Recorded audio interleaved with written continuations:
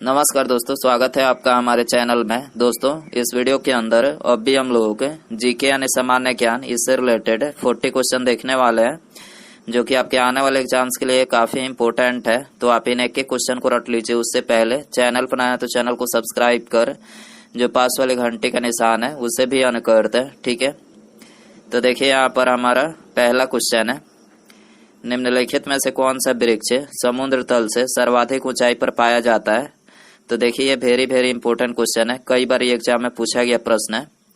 तो देखिए, इसका करेक्ट आंसर ऑप्शन ए हो जाएगा। देवदार का जो वृक्ष होता है तो ये समुद्र तल से सर्वाधिक ऊंचाई पर पाया जाता है। इसके अलावा समुद्र तल से सबसे कम ऊंचाई पर पाया जाने वाला वृक्ष कौन सा है, तो ये है सागौन, ठीक है। सागौन जो है सबसे कम ऊंचाई पर पाया जाने वाला वृक्ष है, और सबसे अधिक ऊंचाई पर पाया जाने वाला वृक्ष कौन सा है, तो ये है देवदार का वृक्ष, ठीक है। क्वेश्चन नंबर 2 है, भारतीय संविधान के अंतर्गत आर्थिक नियोजन का विषय निम्नलिखित में से किस सूची से संबंधित है। तो देखिए, आर्थिक नियोजन का जो विषय है तो ये संबंधित है समवर्ती सूची से, ठीक है, सी करेक्ट हो जाएगा। इसके अलावा शिक्षा किस सूची के अंतर्गत आता है, तो देखिए शिक्षा जो है ये भी समवर्ती सूची के अंतर्गत आता है। क्वेश्चन नंबर 3 है, दो प्राथमिक रंग लाल और नीले के मिश्रण से कौन सा सेकेंडरी रंग प्राप्त होता है। तो देखिए, लाल और नीले रंग को मिलाने से जो है जो सेकेंडरी रंग प्राप्त होती है तो ये होती है मेजेंटा रंग, ठीक है। तो यहाँ पर डी करेक्ट हो जाएगा। क्वेश्चन नंबर 4 है, निम्नलिखित में से कौन सा कार्बोहाइड्रेट जंतुओं से प्राप्त होता है। तो देखिए, इसका करेक्ट आंसर ऑप्शन सी हो जाएगा। लैक्टोज जो कार्बोहाइड्रेट है तो ये जंतुओं से प्राप्त होता है। इसके अलावा लैक्टोज किसमें पाया जाता है, तो गाय के दूध में, ठीक है। क्वेश्चन नंबर 5 है, जुगाली करने वाले पशुओं से जिस ग्रीन हाउस गैस का निस्सारण होता है वह निम्नलिखित में से कौन सा है। तो देखिए, यह है मीथेन, ठीक है। जुगाली करने वाले पशुओं से जिस ग्रीन हाउस गैस का निस्सारण होता है वो कौन सा है, तो यह है मीथेन गैस, ठीक है, बी करेक्ट हो जाएगा। क्वेश्चन नंबर 6 है, ट्रॉपिकल आइसलैंड नामक विश्व का सबसे बड़ा कृत्रिम आरामगाह निम्नलिखित में से कहां पर स्थित है। तो देखिए, ये स्थित है जर्मनी में, ठीक है। ट्रॉपिकल आइसलैंड नामक विश्व का सबसे बड़ा कृत्रिम आरामगाह कहाँ स्थित है, तो ये स्थित है जर्मनी में, ठीक है, सी करेक्ट हो जाएगा। क्वेश्चन नंबर 7 है, पित्त यानी बाइल का पीएच मान लगभग कितना होता है। तो देखिए, पित्त यानी बाइल का जो पीएच मान होता है तो ये होता है 7.8, ठीक है। इसके अलावा नींबू का पीएच मान कितना होता है, तो 2.4 नींबू का पीएच मान होता है। दूध का पीएच मान 6.4 और शराब का जो पीएच मान होता है ये होता है 2.8, ठीक है। और पित्त यानी बाइल का पीएच मान ये तो बता ही चुके हैं, 7.8 होता है, याद रखना है आपको। क्वेश्चन नंबर 8 है, 1789 के फ्रेंच क्रांति का महान योद्धा निम्नलिखित में से कौन था। तो देखिए, इसका जो महान योद्धा था वो था नेपोलियन बोनापार्ट, ठीक है, ये करेक्ट हो जाएगा। क्वेश्चन नंबर 9 है, प्राचीन भारत का सुप्रसिद्ध व्यक्ति पाणिनि था। तो पाणिनि क्या था, तो ये एक व्यक्तिकरण शास्त्री था, ठीक है, ऑप्शन बी करेक्ट हो जाएगा। क्वेश्चन नंबर 10 है, निम्नलिखित में से किस अवधि के दौरान केंद्र सरकार के कर्मचारियों का वेतन कम किया जा सकता है। तो देखिए, इसका करेक्ट आंसर ऑप्शन सी हो जाएगा, वित्तीय आपातकाल के दौरान, ठीक है। वित्तीय आपातकाल के दौरान जो है केंद्र सरकार के कर्मचारियों का वेतन जो है कम किया जा सकता है। क्वेश्चन नंबर 11 है, राज्य की वास्तविक कार्यपालिका शक्तियों का प्रयोग किसके द्वारा किया जाता है। तो देखिए, ये किया जाता है मुख्यमंत्री के द्वारा, ठीक है, ये करेक्ट हो जाएगा। क्वेश्चन नंबर 12 है, भारत में पहली बार सन 1853 में किस स्थान से रेल यात्रा शुभारंभ किया गया था। तो देखिए, रेल यात्रा का शुभारंभ जो है मुंबई से किया गया था, ठीक है। और भारत की पहली रेलगाड़ी के द्वारा, मतलब ये रेलगाड़ी कहां से कहां तक चली थी, तो मुंबई से थाने के बीच चली थी, और इस रेलगाड़ी के द्वारा जो है 34 किलोमीटर दूरी तय की गई थी, और इस रेलगाड़ी का नाम क्या था, तो डेक्कन क्वीन था, ठीक है। क्वेश्चन नंबर 13 है, अकबर के शासनकाल में भू राजस्व व्यवस्था के लिए प्रसिद्ध नीति आईने दहसाला पद्धति किसके द्वारा निर्मित की गई थी। तो देखिए, आईने दहसाला पद्धति जो है ये टोडरमल के द्वारा निर्मित की गई थी, ठीक है, बी करेक्ट हो जाएगा। क्वेश्चन नंबर 14 है, 14 जुलाई 1942 को कांग्रेस कार्य समिति द्वारा भारत छोड़ो आंदोलन का प्रस्ताव कहां पारित किया गया था। तो भारत छोड़ो आंदोलन का प्रस्ताव जो है वर्धा में पारित किया गया था, ठीक है, बी करेक्ट हो जाएगा। क्वेश्चन नंबर 15 है, 19वीं सदी में महानतम पारसी समाज सुधारक निम्नलिखित में से कौन थे। तो 19वीं सदी में महानतम पारसी समाज सुधारक जो थे तो ये थे नौरोजी फरदौन जी। ठीक है, इसके अलावा और कौन कौन लोग थे, तो इसके अलावा जो थे वो थे दादा भाई नौरोजी, आर के कामा, एस एस बंगाली, बहराम जी, एम मालाबारी। ये सभी लोग क्या थे, तो 19वीं सदी में महानतम पारसी समाज सुधारक थे। ठीक है, क्वेश्चन नंबर 16 है, निम्नलिखित में से किस शासक के काल में चतुर्थ बौद्ध संगीति का आयोजन हुआ था। तो देखिए चौथी बौद्ध संगीति का आयोजन ये कनिष्क के शासन काल में हुआ था। ठीक है, कनिष्क के शासन काल में हुआ था, सी करेक्ट हो जाएगा। इसके अलावा प्रथम बौद्ध संगीति का आयोजन अशोक के शासन काल में, प्रथम बौद्ध संगीति का जो आयोजन हुआ था अजात शत्रु के शासन काल में हुआ था राजगीर में। ठीक है, दूसरी बौद्ध संगीति कालाशोक के शासन काल में हुआ था, वैशाली में हुआ था। ठीक है, और तीसरी बौद्ध संगीति का जो आयोजन हुआ था तो यह अशोक के शासन काल में हुआ था। ठीक है, पाटलिपुत्र में। और चौथी तो बता चुके हैं कि कनिष्क के शासन काल में हुआ था, सी करेक्ट हो जाएगा। क्वेश्चन नंबर 17 है, निम्नलिखित नदियों में से कौन सी नदी गंगा की सहायक नदी नहीं है। तो देखिए इसे करेक्ट आंसर ऑप्शन ए हो जाएगा, इंद्रावती। ठीक है, इंद्रावती जो है ये गंगा की सहायक नदी नहीं है, ये करेक्ट हो जाएगा। क्वेश्चन नंबर 18 है, वैदिक आर्यों का प्रमुख भोजन निम्नलिखित में से क्या था। तो देखिए वैदिक आर्यों का जो प्रमुख भोजन था तो ये था जौ और चावल। ठीक है, ऑप्शन ए करेक्ट हो जाएगा। क्वेश्चन नंबर 19 है, उस राज्य का नाम बताया जहां से भारत का प्रथम राष्ट्रपति चुना गया था।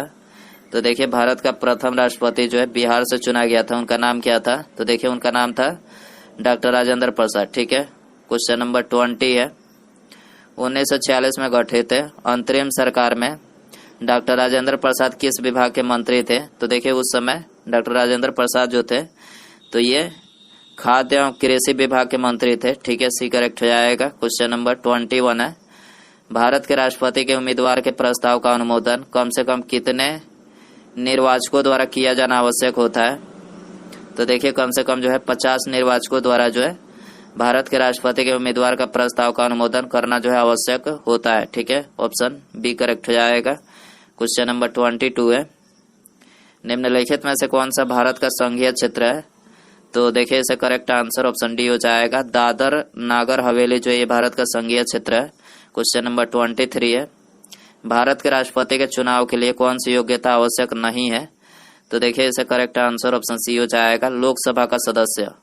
ठीक है, मतलब होना जरूरी नहीं है, ये वाली योग्यता मतलब ना भी रहे तो चलेगा। और बाकी इसके अलावा भारत के राष्ट्रपति के लिए जो योग्यताएं होनी चाहिए वो होनी चाहिए भारत का नागरिक हो, 35 वर्ष से अधिक आयु हो और कोई लाभकारी पद का अधिकारी ना हो। ठीक है, तो यहाँ पर सी करेक्ट हो जाएगा। क्वेश्चन नंबर 24 है, राष्ट्रपति अपना त्याग पत्र निम्नलिखित में से किसे प्रस्तुत करता है।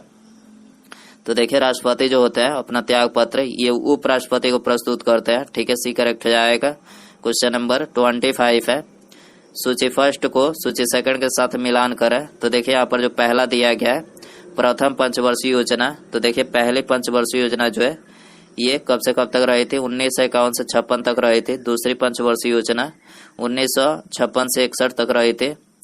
चौथी पंचवर्षीय योजना ये 1969 से 74 तक रही थी। और तीसरी जो पंचवर्षीय योजना थी 61 से 66 तक रही थी। ठीक ना। क्वेश्चन नंबर 26 है, पंचवर्षीय योजना की स्वीकृति देने वाला सर्वोच्च निकाय निम्नलिखित में से कौन सा है। तो देखिए पंचवर्षीय योजना की स्वीकृति देने वाला जो सर्वोच्च निकाय है तो यह है राष्ट्रीय विकास परिषद। ठीक है, सी करेक्ट हो जाएगा। क्वेश्चन नंबर 27 है, निम्नलिखित में से कौन सा मेघ है अत्यधिक वर्षा के लिए प्रख्यात है। तो देखिए इसे करेक्ट आंसर ऑप्शन सी हो जाएगा, वर्षा स्तरीय जो मेघ है यह अत्यधिक वर्षा के लिए प्रख्यात है। क्वेश्चन नंबर 28 है, निम्नलिखित में से किस घास के मैदान को विश्व की शिकार भूमि कहा जाता है। तो देखिए इसे करेक्ट आंसर ऑप्शन ए हो जाएगा, सवाना घास के मैदान को जो है ये विश्व की शिकार भूमि कहा जाता है। ठीक है, क्वेश्चन नंबर 29 है, एक ग्रह की अपनी कक्षा में सूर्य से अधिकतम दूरी को निम्नलिखित में से क्या कहा जाता है। तो देखिए इसको जो है ऑब्सर्वर बोला जाता है। ठीक है, और जो कि ऑब्सर्वर बोला जाता है जो कि 4 जुलाई को होता है। ठीक है, इसके अलावा न्यूनतम दूरी कब होती है। तो न्यूनतम दूरी जो है 3 जनवरी को होती है। ना 3 जनवरी को होती है और इसे क्या बोला जाता है, तो इसे जो है उपसौर बोला जाता है। न्यूनतम दूरी होती है उसे क्या बोला जाता है, 3 जनवरी को होती है, इसे उपसौर बोला जाता है। और 4 जुलाई को जो है अधिकतम दूरी होती है, तो इसको जो है अपसौर बोला जाता है। ठीक है, क्वेश्चन नंबर 30 है, ब्रह्मांड के विस्तार को निम्नलिखित में से क्या कहा जाता है, तो ब्रह्मांड के विस्तार को रेड शिफ्ट बोला जाता है। ठीक है, ये करेक्ट हो जाएगा। क्वेश्चन नंबर 31 है, अंतर्राष्ट्रीय तिथि रेखा का निर्धारण किस वर्ष किया गया था, तो ये 1884 में किया गया था, सी करेक्ट हो जाएगा। क्वेश्चन नंबर 32 है, बांग्लादेश की सीमा भारत के किस राज्य से मिलती है, तो बांग्लादेश की सीमा भारत के 5 राज्यों से मिलती है, पश्चिम बंगाल, असम, मेघालय, त्रिपुरा और मिजोरम। ठीक है, 5 राज्यों से मिलती है, ये करेक्ट हो जाएगा। क्वेश्चन नंबर 33 है, मिस वर्ल्ड बनने वाली प्रथम भारतीय महिला कौन है, तो मिस वर्ल्ड बनने वाली प्रथम भारतीय महिला जो है रीता फारिया है। ठीक है, ये करेक्ट हो जाएगा। क्वेश्चन नंबर 34 है, नाइटिंगेल ऑफ इंडिया के नाम से किसे जाना जाता है, तो नाइटिंगेल ऑफ इंडिया के नाम से जो है सरोजनी नायडू को जाना जाता है। ठीक है, ऑप्शन बी करेक्ट हो जाएगा। क्वेश्चन नंबर 35 है, निम्नलिखित में से किसे इंडियन मैन ऑफ पीस कहा गया है, तो देखिए ये बोला गया है लाल बहादुर शास्त्री को।